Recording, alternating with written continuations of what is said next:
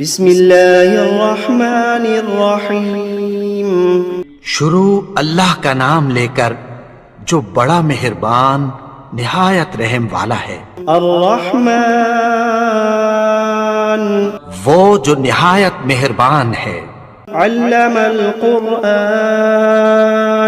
اسی نے قرآن کی تعلیم فرمائی۔ خلق الانسان علمہ البیان اسی نے انسان کو پیدا کیا، اسی نے اس کو بولنا سکھایا۔ الشمس والقمر بحسبان والنجم والشجر يسجدان سورج اور چاند ایک حساب مقرر سے چل رہے ہیں، اور بوٹیاں اور درخت سجدہ کر رہے ہیں۔ والسماء رفعها ووضع الميزان اور اسی نے آسمان کو بلند کیا اور میزان عدل قائم کر دی۔ ألا تطغوا في الميزان کہ اس میزان میں حد سے تجاوز نہ کرو۔ وأقيموا الوزن بالقسط ولا تخسروا الميزان اور انصاف تجريان فبأي آلاء ربكما تكذبان ان میں دو چشمے بہہ رہے ہیں، تو تم اپنے پروردگار کی کون کون سی نعمت کو جھٹلاؤ گے؟ فيهما من كل فاكهة زوجان فبأي آلاء ربكما تكذبان ان میں سب میوے دو دو قسم کے ہیں، تو تم اپنے پروردگار کی کون کون سی نعمت کو جھٹلاؤ گے؟ متكئين على فرش بطائنها من استبرق وجنى الجنتين دان فبأي آلاء ربكما تكذبان اہل جنت ایسے بچھونوں پر جن کے استر اطلس کے ہیں تکیہ لگائے ہوئے ہوں گے، اور دونوں باغوں کے میوے قریب جھک رہے ہیں، تو تم اپنے پروردگار کی کون کون سی نعمت کو جھٹلاؤ گے؟ فيهن قاصرات الطرف لم يطمثهن إنس قبلهم ولا جان فبأي ان کو اہل جنت سے پہلے نہ کسی انسان نے ہاتھ لگایا اور نہ کسی جن نے، تو تم اپنے پروردگار کی کون کون سی نعمت کو جھٹلاؤ گے؟ كأنهن الياقوت والمرجان فبأي آلاء ربكما تكذبان گویا وہ یاقوت اور مرجان ہیں، تو تم اپنے پروردگار کی کون کون سی نعمت کو جھٹلاؤ گے؟ هل جزاء الإحسان إلا الإحسان فبأي آلاء ربكما تكذبان نیکی کا بدلہ نیکی کی سوا کچھ نہیں ہے، تو تم اپنے پروردگار کی کون کون سی نعمت کو جھٹلاؤ گے؟ ومن دونهما جنتان فبأي آلاء ربكما تكذبان اور ان باغوں کے علاوہ دو باغ اور ہیں، تو تم اپنے پروردگار کی کون کون سی نعمت کو جھٹلاؤ گے؟ مدهامتان فبأي آلاء ربكما تكذبان دونوں خوب گہرے سبز، تو تم اپنے پروردگار کی کون کون سی نعمت کو جھٹلاؤ گے؟ فيهما عينان نضاختان فبأي آلاء ربكما تكذبان ان میں دو چشمے ابل رہے ہیں، تو تم اپنے پروردگار کی کون کون سی نعمت کو جھٹلاؤ گے؟ فيهما فاكهة ونخل ورمان فبأي آلاء ربكما تكذبان ان میں میوے اور کھجوریں اور انار ہیں، تو تم اپنے پروردگار کی کون کون سی نعمت کو جھٹلاؤ گے؟ فيهن خيرات حسان فبأي آلاء ربكما تكذبان ان میں نیک سیرت خوبصورت عورتیں ہیں، تو تم اپنے پروردگار کی کون کون سی نعمت کو جھٹلاؤ گے؟ حور مقصورات في الخيام فبأي آلاء ربكما تكذبان وہ حوریں ہیں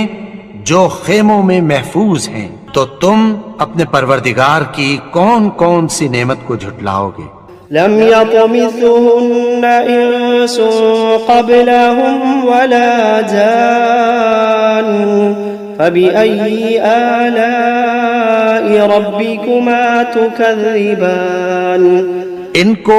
اہل جنت سے پہلے نہ کسی انسان نے ہاتھ لگایا اور نہ کسی جن نے، تو تم اپنے پروردگار کی کون کون سی نعمت کو جھٹلاؤ گے؟ متكئين على رفرف خضر وعبقري حسان فبأي آلاء ربكما تكذبان سبز قالینوں اور نفیس مسندوں پر تکیہ لگائے بیٹھے ہوں گے، تو تم اپنے پروردگار کی کون کون سی نعمت کو جھٹلاؤ گے؟ تبارك اسم ربك ذي الجلال والإكرام اے نبی، تمہارا پروردگار جو صاحب جلال و کرم ہے، اس کا نام بڑا بابرکت ہے۔ بسم الله الرحمن الرحيم ياسين والقرآن الحكيم إنك لمن المرسلين على صراط مستقيم تنزيل العزيز الرحيم لتنذر قوما ما أنذر آباؤهم فهم غافلون لقد حق القول على أكثرهم فهم لا يؤمنون إنا جعلنا في أعناقهم أغلالا فهي إلى الأذقان فهم مقمحون وجعلنا من بين أيديهم سدا ومن خلفهم سدا فأغشيناهم فهم لا يبصرون وسواء عليهم أأنذرتهم أم لم تنذرهم لا يؤمنون إنما تنذر من اتبع الذكر وخشي الرحمن بالغيب فبشره بمغفرة وأجر كريم إنا نحن نحيي الموتى ونكتب ما قدموا وآثارهم وكل شيء أحصيناه في إمام مبين وضرب لهم مثلا أصحاب القرية إذ جاءها المرسلون إذ أرسلنا إليهم اثنين فكذبوهما فعززنا بثالث فقالوا إنا إليكم مرسلون قالوا ما أنتم إلا بشر مثلنا وما أنزل الرحمن من شيء إن أنتم إلا تكذبون قالوا ربنا يعلم إنا إليكم لمرسلون وما علينا إلا البلاغ المبين قالوا إنا تطيرنا بكم لئن لم تنتهوا لنرجمنكم وليمسنكم منا عذاب أليم قالوا طائركم معكم أئن ذكرتم بل أنتم قوم مسرفون وجاء من أقصى المدينة رجل يسعى قال يا قوم اتبعوا المرسلين اتبعوا من لا يسألكم أجرا وهم مهتدون وما لي لا أعبد الذي فطرني وإليه ترجعون أأتخذ من دونه آلهة إن يردني الرحمن بضر لا تغني عني شفاعتهم شيئا ولا ينقذون إني إذا لفي ضلال مبين إني آمنت بربكم فاسمعون قيل ادخل الجنة قال يا ليت قومي يعلمون بما غفر لي ربي وجعلني من المكرمين وما أنزلنا على قومه من بعده من جند من السماء وما كنا منزلين إن كانت إلا صيحة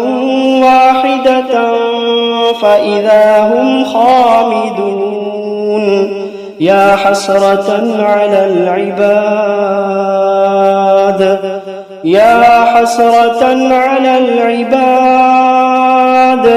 ما يأتيهم من رسول إلا كانوا به يستهزئون ألم يروا كم أهلكنا قبلهم من القرون أنهم إليهم لا يرجعون وإن كل لما جميع لدينا محضرون وآية لهم الأرض الميتة أحييناها وأخرجنا منها حبا فمنه يأكلون وجعلنا فيها جنات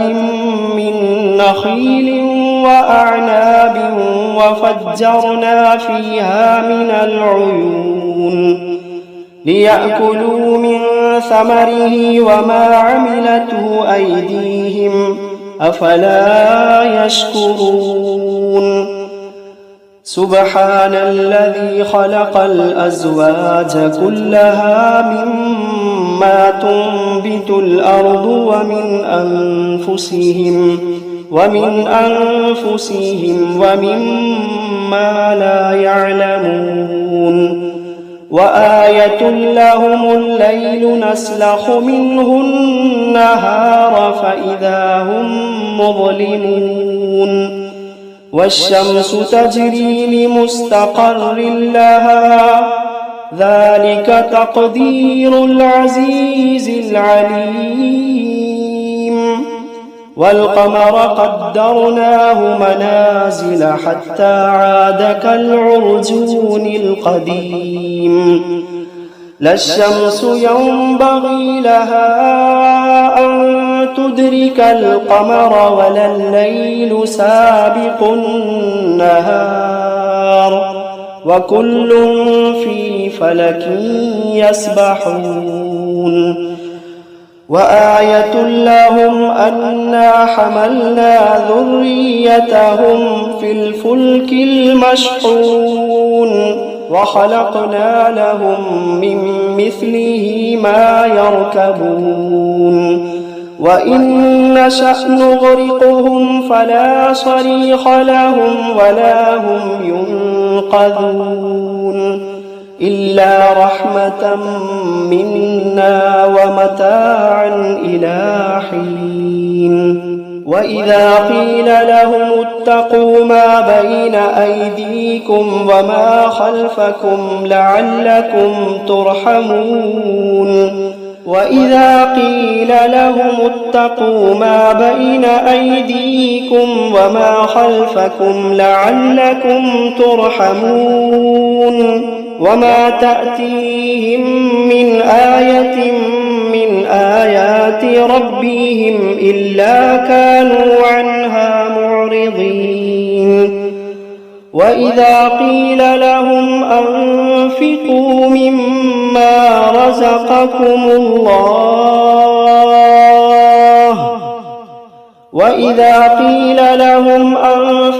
مما رزقكم الله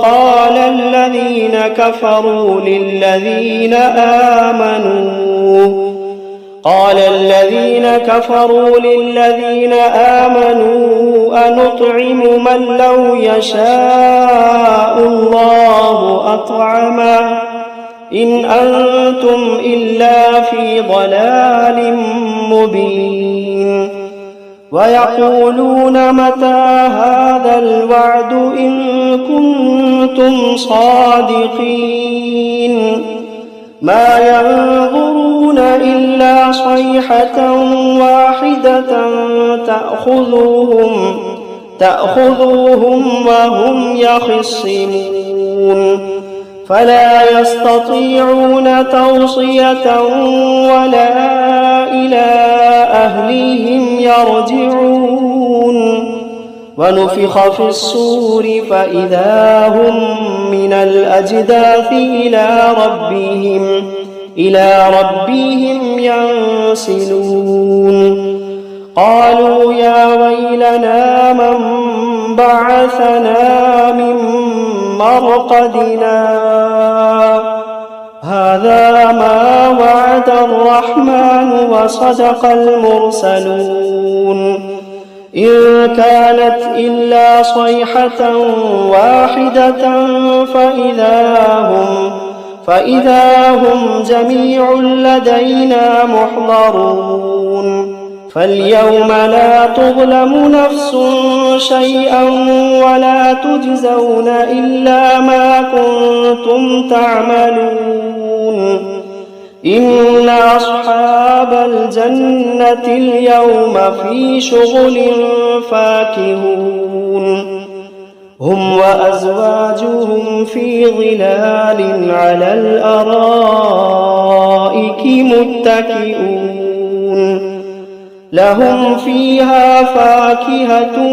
ولهم ما يدعون سلام قولا من رب رحيم وامتازوا اليوم أيها المجرمون ألم عهد إليكم يا بني آدم ألا تعبدوا الشيطان إنه لكم عدو مبين وأن اعبدوني هذا صراط مستقيم ولقد أضل منكم جبلا كثيرا أفلم تكونوا تعقلون هذه جهنم التي كنتم توعدون اصلوها اليوم بما كنتم تكفرون اليوم نختم على أفواههم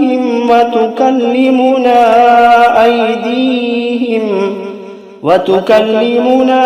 أيديهم وتشهد أرجلهم بما كانوا يكسبون ولو نشاء لطمسنا على أعينهم فاستبقوا الصراط فأنى يبصرون ولو نشاء لمسخناهم على مكانتهم فما استطاعوا مضيا ولا يرجعون ومن نعمره ننكسه في الخلق أفلا يعقلون وما علمناه الشعر وما ينبغي له إن هو إلا ذكر وقرآن مبين لينذر من كان حيا ويحق القول على الكافرين أولم يروا أنا خلقنا لهم مما عملت أيدينا أنعاما فهم لها مالكون وذللناها لهم فمنها ركوبهم ومنها يأكلون ولهم فيها منافع ومشارب أفلا يشكرون واتخذوا من دون الله آلهة لعلهم ينصرون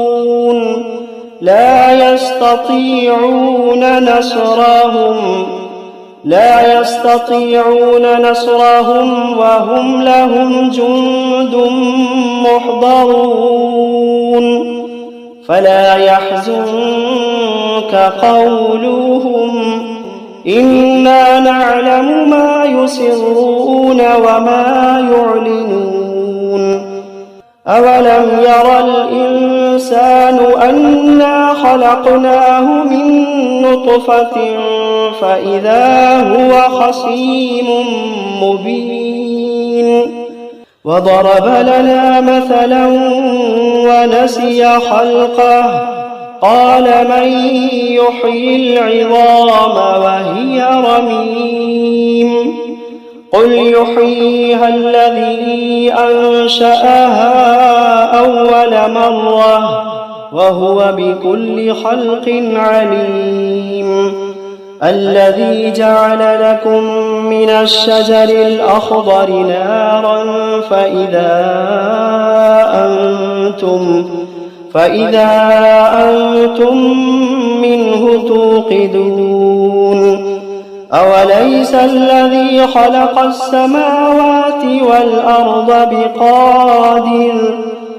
أوليس الذي خلق السماوات والأرض بقادر على أن يخلق مثلهم بلى وهو الخلاق العليم إنما أمره إذا أراد شيئا أن يقول له كن فيكون فسبحان الذي بيده ملكوت كل شيء وإليه ترجعون